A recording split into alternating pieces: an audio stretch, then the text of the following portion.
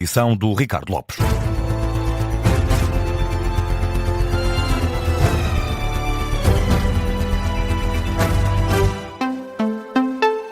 Ricardo, boa tarde. Começamos esta edição pela atualidade internacional. Barack Obama levanta dúvidas quanto à eficácia do acordo de paz entre os Estados Unidos e o Irão. Numa altura em que, Vicente, segundo Donald Trump, o documento pode vir a ser assinado ainda hoje, ora, para o antigo presidente norte-americano, Barack Obama, nada garante que este acordo venha a trazer mais benefícios em relação ao que já estava estabelecido anteriormente. It is doubtful that any agreement that arises. É duvidoso que qualquer acordo que venha a surgir seja significativamente diferente, ou represente uma melhoria substancial em relação ao acordo que já tínhamos e que funcionou durante muito tempo antes de nós, Estados Unidos, sairmos dele.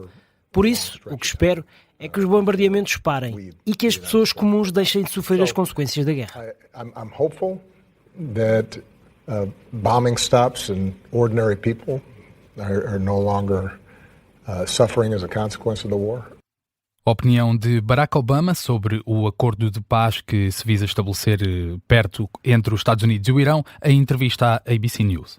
E Donald Trump voltou a puxar as orelhas. Benjamin Netanyahu diz que o primeiro-ministro israelita não tem bom senso e admite ter ficado muito irritado com o ataque de Israel a Beirute. Isto porque o ataque fez com que o Irão ameaçasse romper com as negociações de paz. Israel atacou hoje um centro de comando do Hezbollah, num bairro a sul da capital do Líbano. Pelo menos 3 pessoas morreram em reação. O presidente do Parlamento do Irão diz que se não há vontade nem capacidade para cumprir os compromissos, falar em continuar o caminho é impossível. Numa publicação na Truth Social, Donald Trump é imperativo, diz que o ataque israelita não devia ter acontecido, particularmente num dia tão especial como este, em que os Estados Unidos estão tão perto de um acordo de paz com o Irão, estou a citar, e diz que todos os lados devem recuar. Donald Trump tinha apontado a assinatura do memorando de paz para hoje, dia em que completa também 80 anos, mas o Irão afasta este cenário, diz que ainda não tomou uma decisão final. E seguimos com a notícia de milhares de manifestantes reunidos em Genebra, na Suíça, para protestar contra a cimeira do G7, que começa amanhã em França.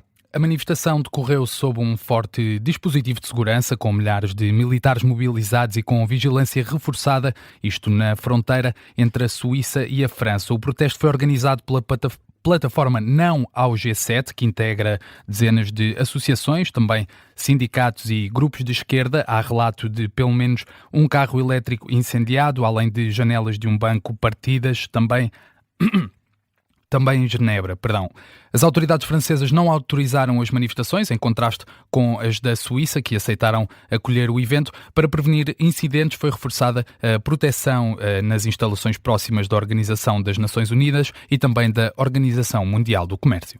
E a marcar a atualidade nacional na política, o Ministro da Administração Interna deixa novamente a garantia de que não vai faltar dinheiro para ajudar os bombeiros no combate aos incêndios. Exatamente, Vicente. Novamente, já ontem tínhamos ouvido aqui Luís Neves a assegurar que o Governo está preparado para avançar com soluções extraordinárias de financiamento para ajudar os bombeiros. Disse também que os atrasos nos pagamentos aos bombeiros já foram, entretanto, regularizados. Hoje, o Ministro da Administração Interna reitera que não será por falta de dinheiro que o combate aos fogos fica comprometido.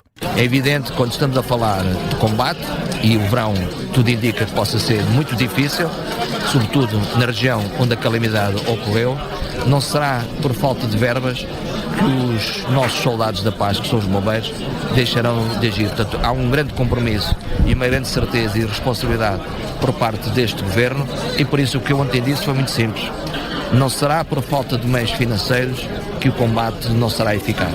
Explicações do Ministro da Administração Interna à margem de uma cerimónia que assinala os 40 anos de um incêndio que aconteceu em Águeda e na altura matou 16 pessoas. Luís Neves deixou ainda apelo aos portugueses para que não tenham comportamentos de risco e para que limpem os terrenos. E falamos agora nesta edição das 7, Ricardo, de desporto, mais concretamente de canoagem. O Presidente da República felicita os canoístas portugueses pelos resultados obtidos nos campeonatos da Europa. Numa nota publicada no site da Presidência, António José Seguro realça os importantes resultados obtidos nos campeonatos da Europa de canoagem e também de paracanoagem. O chefe de Estado sublinha que Portugal cimenta assim o seu estatuto entre as principais nações da modalidade e endereça aos medalhados votos de continuação dos maiores sucessos desportivos. E um dos grandes vencedores do dia de hoje, e o nome recorrente da canoagem portuguesa, é Fernando Pimenta.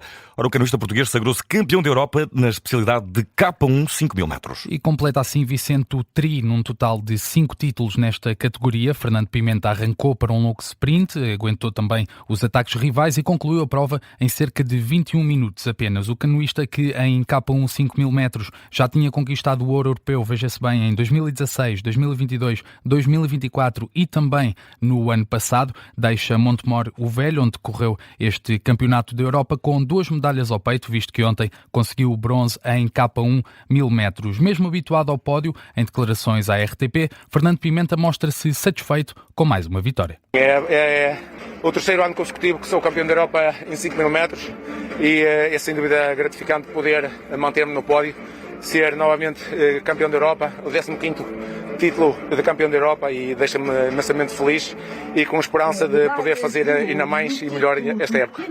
O canoísta português Fernando Pimenta, depois de se sagrar tricampeão europeu de K1 5.000 metros, Portugal concluiu os europeus com 4 medalhas. Messias Batista voltou a sagrar-se vice-campeão europeu de K1 200 metros. Norberto Mourão conquistou o ouro de canoagem adaptada nos 200 metros também, tornando-se assim tricampeão da Europa.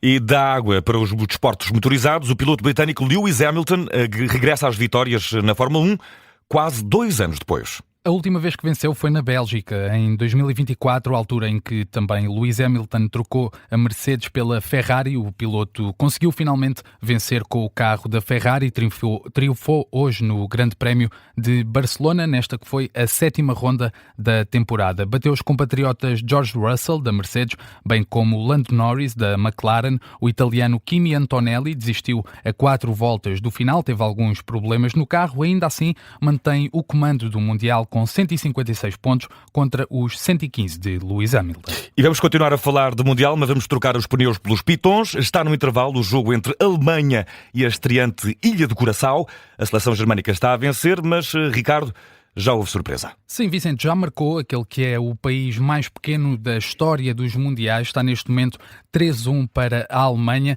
A acompanhar o jogo, aqui, e também aqui connosco em estúdio está o jornalista Diogo Varela. Diogo Varela, já assistimos aqui a história. Sim, Curaçao tem vindo a escrever cada vez mais história, Ricardo. Já o fez 2 vezes na história dos Mundiais e uma vez na história própria. Ao minuto 21, esse golo de Livano Comenencia acaba de ser o primeiro jogador da história de Curaçao a apontar um golo nesta estreia absoluta em campeonatos do mundo, mas também se torna estreante em termos de campeonatos do mundo. A seleção de Curaçao nunca tinha estado nestas andanças e também o próprio selecionador, Dick Advocat, ele que está há 3 meses de fazer 79 anos de idade e tornou-se também o selecionador mais velho de toda a história dos mundiais. Portanto, claramente esta pequena ilha das Caraíbas veio para fazer história. Está a perder, como obviamente seria de esperar perante a gigante Alemanha. Esteve empatada por 1 bola, começou a perder ao minuto 6, o gol de Félix Nemerra, depois o tal gol do empate de Comenencia,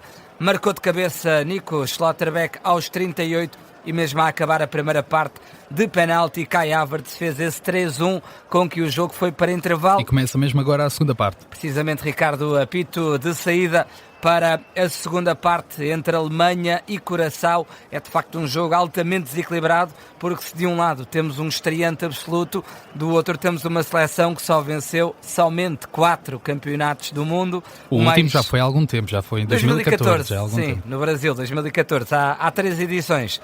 Ainda assim, é claramente o duelo mais desequilibrado desta primeira fase do grupo, mas já houve história para esta pequena ilha das Caraíbas, com essa explosão nas bancadas de azul e amarelo, as cores de Curaçao, uma ilha com 150 mil habitantes. Só neste estádio dava para meter metade de todo o país, e é o estádio também onde vai estar Portugal na próxima quarta-feira às 6 da tarde, o estádio em Houston, no Texas.